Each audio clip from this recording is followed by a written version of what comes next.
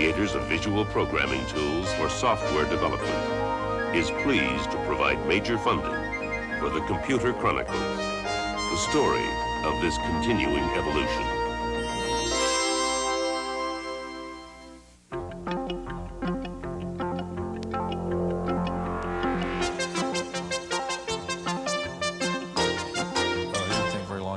Did he? No.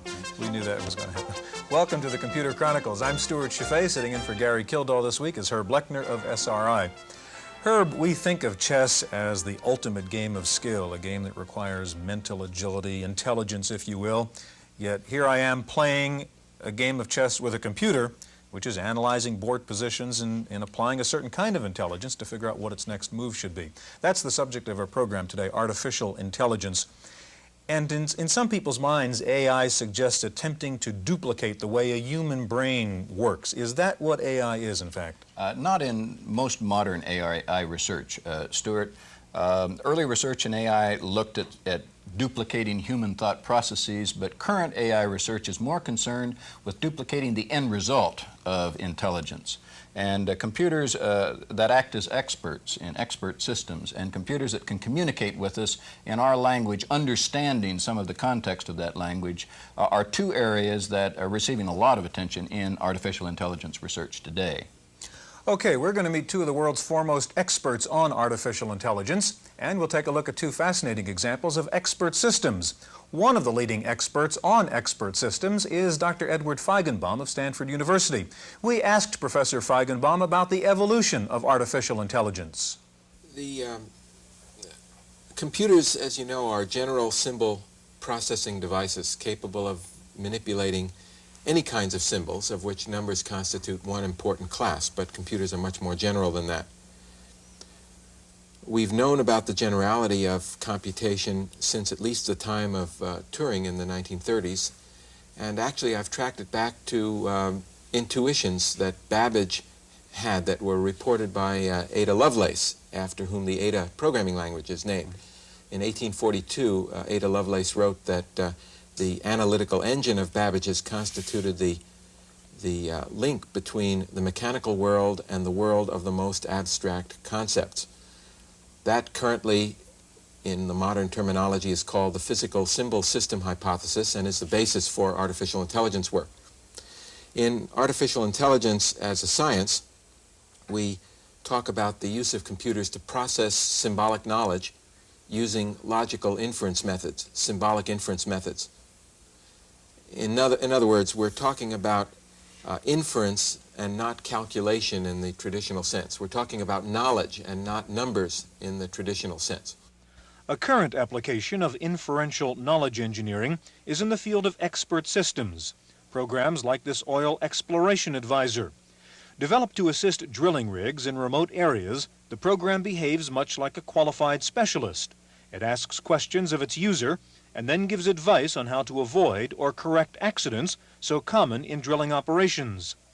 If at some point in the line of questioning the user becomes confused by the query, he can ask the program to explain itself, simply by entering why. The advisor responds with a specific source behind the question and explains its reasoning up to that point. The symbolic processing behind the human-like talents of this program have found applications in a broad range of fields, from medicine to robotics. Perhaps the most difficult area for AI to master has been natural language, a talent that results in very friendly computers, but that requires enormous processing capacity. The ambiguities of syntax and context have restricted present systems to very limited applications. A simple geographic question, depending on the phrasing, can lead to multiple interpretations. The program will determine the question's most likely meaning only after an exhaustive deconstruction of the sentence, and might even reject an unusual phrasing of the same query. In a parallel development, investing AI programs with linguistic ability has led to an interactive study of graphic communication. In this experiment, the visual dynamics of communication form the foundation for a linguistic expert advisor capable not only of discerning visual patterns, but also acting as a kind of tutor. One interactive application has given persons without normal speech the ability to adapt or construct alternative symbolic languages, a remarkable instance of using a computer program's intelligence to help interpret human intelligence.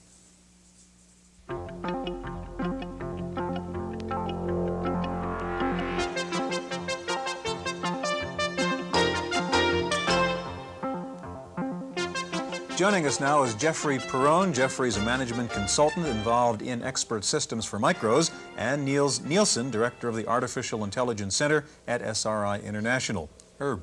Niels, could you kind of help us scope the field of artificial intelligence as it exists today?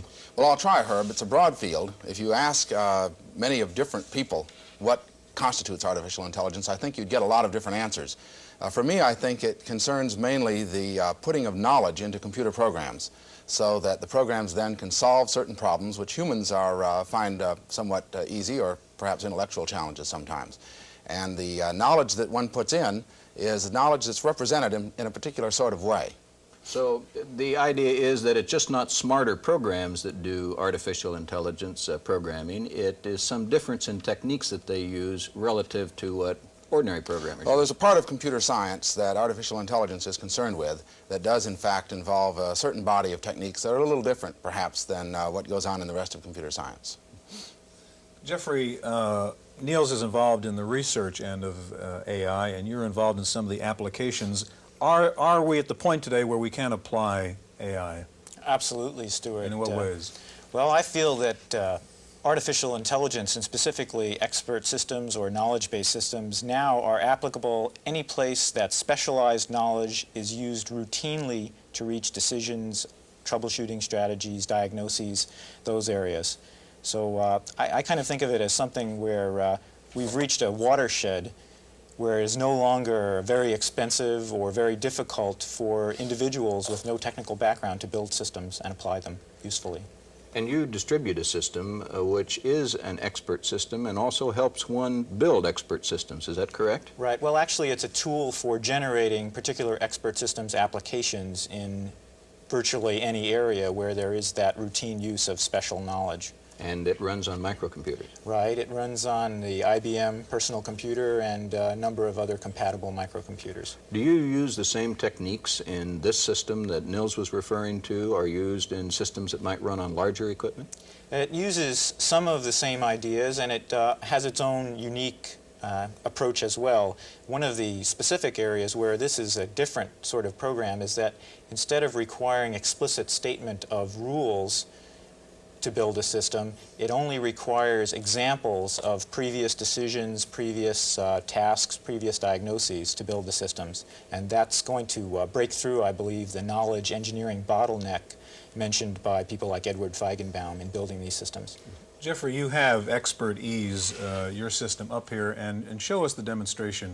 Sure. Okay. Well, this is a particular application generated with this system, and it was generated by an anesthesiologist, Hilary Don, and myself. And what it does is it makes diagnoses for breathing or airway problems. The first question here that it asks the naive user is, when was the onset of the problem? And I'll answer days. It then will ask, what's the quality of the stridor, which is a rasping sound made when one's breathing, kind of a sort of sound.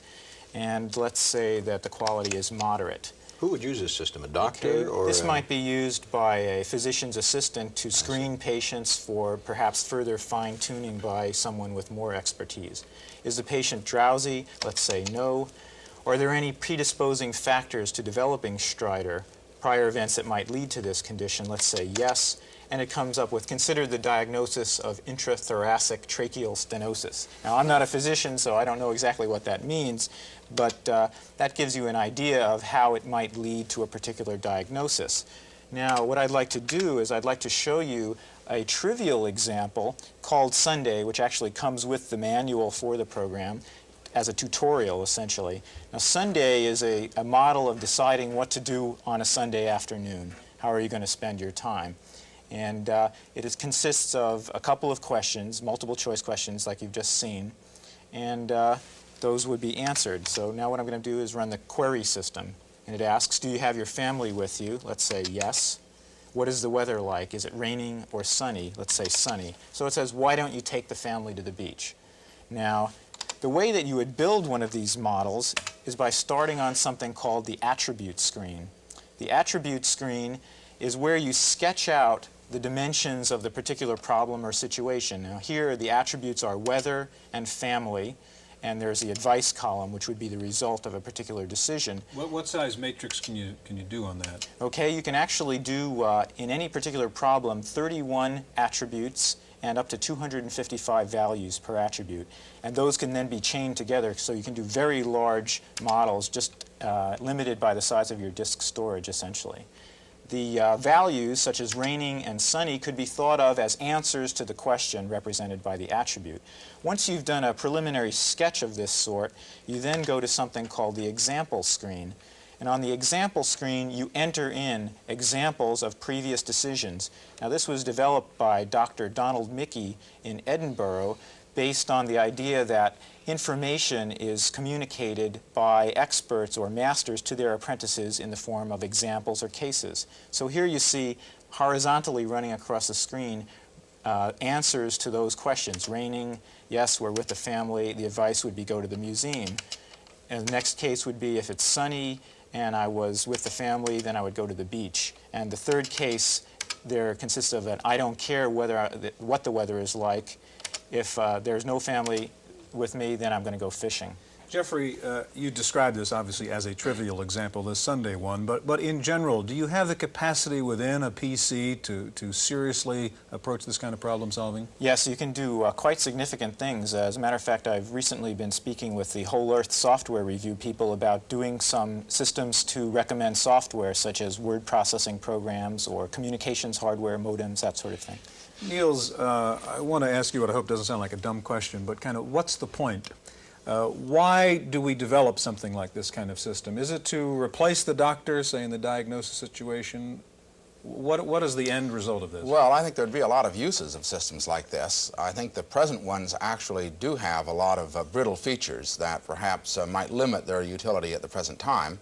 But in the long run, that is 10 years, 20 years, something like that, these kinds of systems, I think, will be quite generally useful in a wide range of settings. First of all, the knowledge that these systems contain, at least we hope to put in the knowledge of world-class experts, people who know so much about the field that there might only be 5 or 6 of them in the whole world who know that much. Now, there can be some pretty good practicing people who nevertheless aren't quite as good as the world experts in a particular subject. So it helps us spread the knowledge of an expert around a good deal in a way which can be copied quite easily. Okay, in just a moment, we're going to meet the man who invented the term artificial intelligence, and we'll see a demonstration of knowledge engineering. That's coming up next.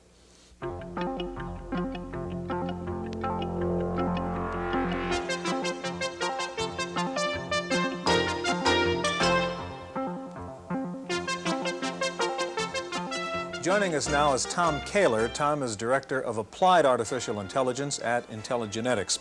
Tom, you've got a complex system here. First of all, tell me how this would be different from the system we saw in the first part of the program. Well, one way is that it's different is that we can develop a graphics environment which connects to the underlying knowledge bases so that the user really is just fooling around with meters and valves and objects that they're used to. Here, for example, if we look at this levelometer, we can just point to it. Before you get to that, what's the environment we're looking at here? Oh, this is the key system, the knowledge engineering environment, and we have knowledge bases hooked up to a control panel right here at the moment, and it's just a little example to show you how we can hear a control panel of what? This could be a control panel, say, to a nuclear reactor, or to an instrument, or any other kind of operational device that you would want to work with. And here, for example, we're just changing the value of a meter, and notice that it's generating a strip chart showing the time course behavior. Another thing we can do with these kinds of panels is we can go in and look at valves, and we can affect the valve whether it's open or shut. Now, what's important about this is affecting an underlying knowledge base, which will then apply heuristics and decision-making procedures to the system. Can you show us that, how you can go to the part? There you go. We Sure. solve a problem. Well, what we see underneath here now is a knowledge base for a nuclear reactor. and we can have a representation of the components of the nuclear reactor as well as a representation of the decision-making behavior that would be carried out by the expert. And what you will see here is that it's both possible to use rule-based reasoning as well as representation of the underlying knowledge. One of the first things we'll do here is just take a look at how we could test the hypotheses of a particular accident situation. And we just point to test hypotheses and activate it here.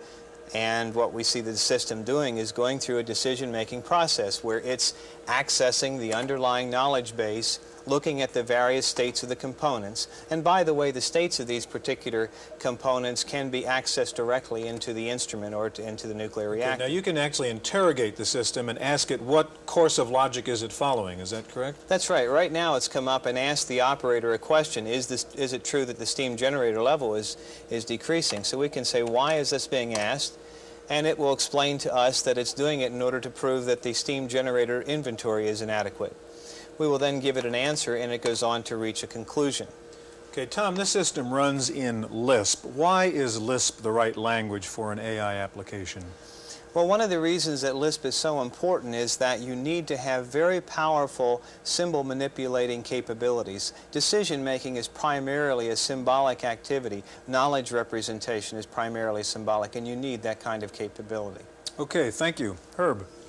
John McCarthy has joined us. John is a professor of computer science at Stanford University and one of the pioneers in the field of artificial intelligence. Among his other accomplishments, he invented Lisp, the language that Stuart just referred to. John, why did you invent Lisp? Well, for artificial intelligence work, the kind of thing that they are doing here. What are its characteristics that make it different than some other language as applied to artificial intelligence? Besides the ones that Tom mentioned, one of its important characteristics is that its programs and data are in the same format as its data, so that it is easy to make programs that produce programs and look at programs. So it allows us to deal with facts and logic more than numbers. That's correct. I guess it's on everyone's mind when we talk about smart machines. How smart can machines become? What are the limits of artificial intelligence? Well, I see no limit short of human intelligence, and then with faster machines one could do the equivalent that a human could do in a short time in a very long time. Niels, what's your thought on that? How far can we go with this? Well, I'd separate some of the problems that we're facing in order to make machines more intelligent into about three different varieties. We've heard a lot about how important knowledge is, and one of the important things about knowledge is what knowledge should be represented in a program. And some of the difficulties that we're having in making programs smarter is that we're not sure exactly what it is we want to tell those programs about certain subjects. Another category is, once we figure that out, how do we represent the knowledge in the computer itself? And certain kinds of knowledge is proving a little difficult for us to represent it. The third category has to do with how that knowledge is used, and certainly there's various activities there that have been rather successful, but other things that really have to be done yet. Is there a frustration level in this field in that there's a lot of hope of what you can do with something like AI, but yet, as you've pointed out, Niels, it seems harder perhaps than one thought to really put this into a practical application? John? Well, there is a certain level of technology in artificial intelligence today, and many people are making applications based on this technology. On the other hand, something that Niels said earlier rouses a thought in me. He said that we can put in the knowledge of a world-class expert, and that's indeed true. We can put in the knowledge of a world-class expert, provided it fits into the format that the present programs allow, namely of the kind, if this is true, then do that. But more general kinds of knowledge that are used in a sort of vaguer way are sometimes harder to put in. Say, in the medical diagnosis area, at the beginning of the program, we had a simple example of medical diagnosis. There were several systems developed, and yet there were problems, in fact, in using that. What were those problems? Well, I'm not sure what were the problems of those specific systems.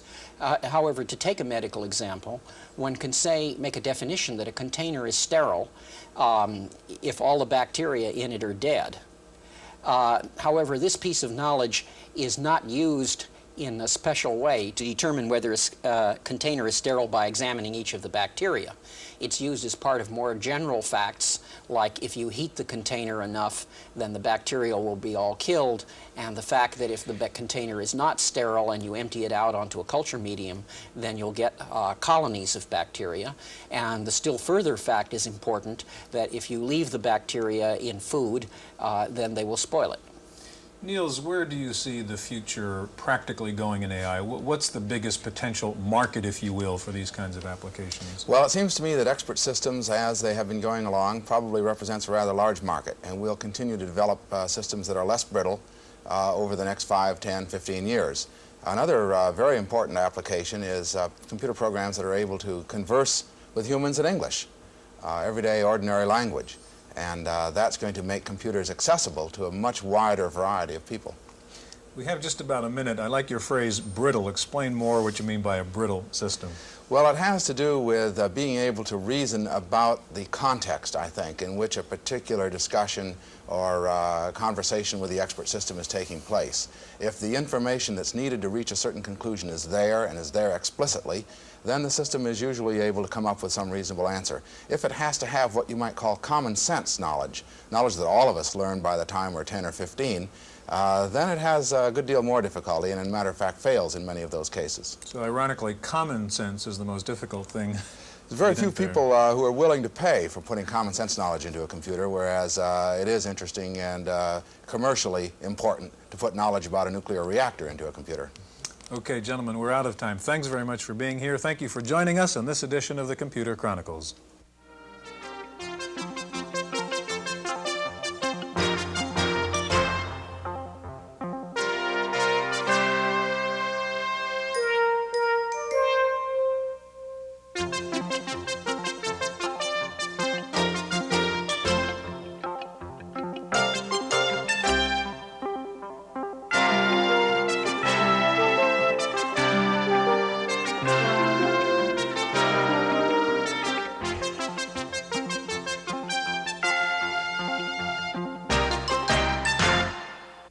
Microfocus, creators of visual programming tools for software development, is pleased to provide major funding for the Computer Chronicles, the story of this continuing evolution.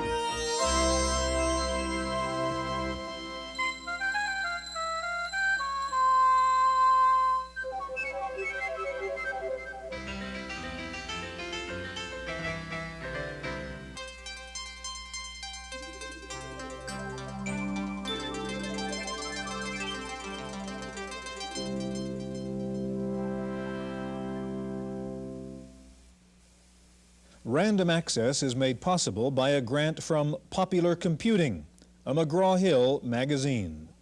I'm Susan Bimba, sitting in for Stuart Chaffee. In the Random Access file this week, the Commerce Department has made a move to stop the export of technology to countries allied with the Soviet Union, hitting the Digital Equipment Corporation with tough new restrictions on its exporting practices. Now DEC has to get individual export licenses for each sophisticated computer it ships to West Germany, Austria, or Norway. Government officials say in these countries, computers can be easily diverted to the Eastern Bloc countries. Several months ago, one of DEC's computers was intercepted en route to the Soviet Union, but the company was found to be blameless in the incident. Despite a strong lobby by the high-tech industry, President Reagan has given the Pentagon power to advise the Commerce Department on computer and high-tech exports to all foreign countries. The Pentagon already had the right to advise about applications for exports to communist countries. The Pentagon feels its input would help cut down on the number of computers that get diverted from non-communist countries to communist ones. The National Semiconductor Corporation could be banned from making chips for government projects. Early this month, the company admitted that over a 3-year period, it inadequately tested chips that were used on many military projects. Now the Defense Logistic Agency is investigating National Semi, trying to find out exactly who's responsible for lying to the government about the testing. Despite these problems, National Semiconductor is reporting a profit of $15.4 million for the quarter ending March 4th. IBM is reporting big demand for its little computers. The company says this year its shipments of the PC will be triple what it was last year. It's estimated that IBM will ship more than 2 million of its PCs, PC Juniors, and other desktop IBM computers combined. And now that IBM is making its own portable computer, it looks as if Compaq, a maker of IBM-compatible portables, will be lowering its prices. So far, no date has been given for the price cut, but industry insiders say it will probably be around the beginning of April. Right now, the Compaq portable sells for $2,995. That's $200 more than the IBM portable. With a projected $500 cut, the Compaq will sell for $300 less than the IBM portable. Atari Incorporated is making cuts, but it will be employee cuts. The video game maker says it plans to lay off about 300 workers. At the same time, an Atari spokesman says there are plans to expand the sales and engineering staffs by about 100. Last year, the company lost over $500 million, laid off more than 2,000 of its Bay Area workers, and moved part of its operation to Taiwan and Hong Kong. Well, last week we told you the Japanese Trade Ministry may introduce a bill that would reduce protection of U.S. software in Japan. This week, the U.S. government is warning that if Japan's parliament ratifies the bill, the U.S. will retaliate in kind. If approved, the bill would limit copyright protection to U.S.-made software, making it necessary for U.S. software owners to license their programs to Japanese makers. Well, a little closer to home, our software reviewer, Paul Schindler, has some information for blackjack buffs who don't have money to burn.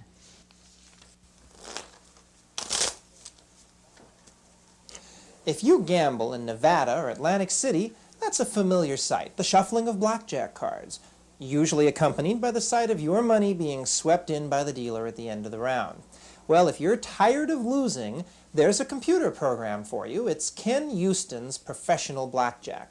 Now, it's pretty rare when the writer gets top billing when they name a computer program, but Houston deserves it. He's a former official of the Pacific Stock Exchange, and now he's a full-time gambler. Of course, some people would say that isn't much of a switch, but anyway, on a recent trip to Las Vegas, Houston was kicked out of 5 casinos after winning more than $3,000.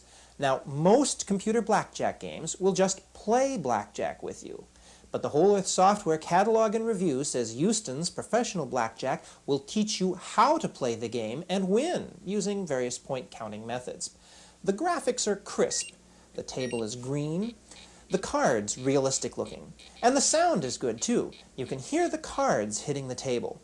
Another use of sound, the program advises you on betting and card play, and it beeps at you when you goof. Ken Houston's Professional Blackjack is $70 from Screenplay in Chapel Hill, North Carolina. For Random Access, I'm Paul Schindler. Next week, Paul reviews Volksreiter Deluxe, and that's it for this week's Random Access. I'm Susan Bimba. Random Access is made possible by a grant from Popular Computing, a McGraw-Hill magazine.